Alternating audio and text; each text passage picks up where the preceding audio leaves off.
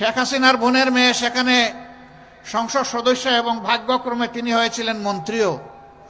এখন তিনি দুর্নীতির দায়ে সেখানে দুর্নীতি দমন কমিশন তাকে জিজ্ঞাসাবাদ করছে।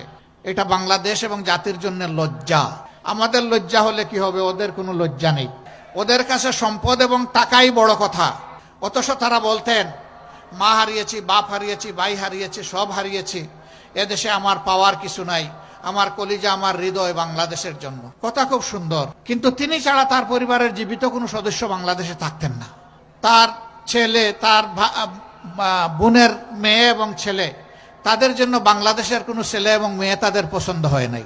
দুইজন বিয়ে করেছে, দুইজন খ্রিস্টান মেয়ে, একজন বিয়ে করেছে একটা ইহুদি ছেলেকে। কোনো অসুবিধা নাই, তারাও মানুষ। তো বাংলাদেশকে এত ভালোবাসেন, দুই একটা মেয়ে ছেলে এখানে ভালোবাসতে পারলেন না। এই তাদের ভালোবাসার নমুনা।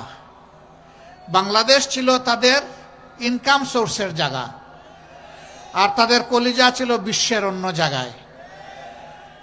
এই দেশের প্রতি তাদের দুঃখ দরদ থাকবে না, এটাই স্বাভাবিক। বলবেন তা গেল শেখ পরিবারের ব্যাপার, তাদের তো আরো অনেক এমপি ছিল, মন্ত্রী ছিল। খোঁজ নিয়ে দেখেন, সবগুলার ছেলে মেয়ে এখন বিদেশে। পরিবার বিদেশে। কোথায়? বেগমপাড়ায়। বাংলাদেশের শিক্ষাকে শেষ করে দিয়েছে। শেষ করবে না কেন? তাদের কোনো সন্তান তো এই দেশে লেখাপড়া করে না। কাজেই এই দেশের শিক্ষা এবং শিক্ষা প্রতিষ্ঠানের প্রতি তাদের দরদ থাকার কোনো প্রশ্নই উঠে না। তিলে তিলে এই দেশের শিক্ষাকে ধ্বংস করে জাতির মেরুদণ্ডটা ধ্বংস করে ফেলেছে।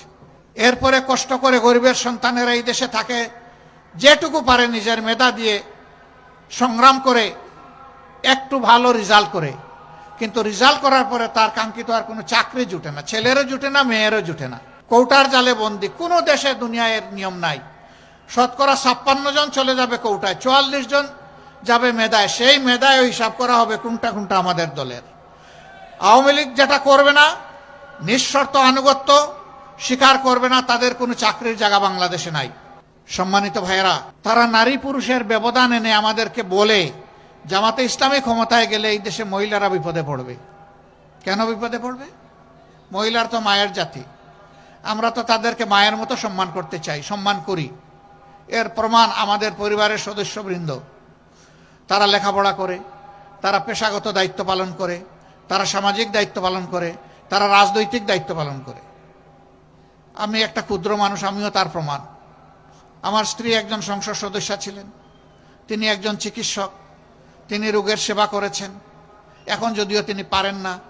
দুটি মেয়ে, তারাও চিকিৎসক, তারাও মানুষকে সেবা দেয়। একটি ছেলে, সেও চিকিৎসক, সেও মানুষকে সেবা দেয়।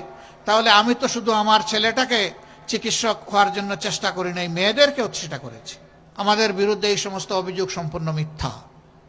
বলে হ্যাঁ, কর্মক্ষেত্রে হয়তো দিবে, কিন্তু সবাইকে কালো বোরকা পরাই দিবে।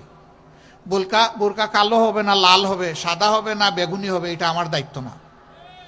বোরকা কাউকেই জোর করে পরানো হবে না। যে মা মনের সন্তুষ্টির সাথে বোরকা পড়তে চাইবেন, পর্দা করতে চাইবেন, তিনি করবেন। আমি অন্যান্য ধর্মাবলম্বী মাদেরকে কিভাবে আমি বোরকা পরাবো? ইসলামকে আমাকে এই দায়িত্ব দিয়েছে না অধিকার দিয়েছে?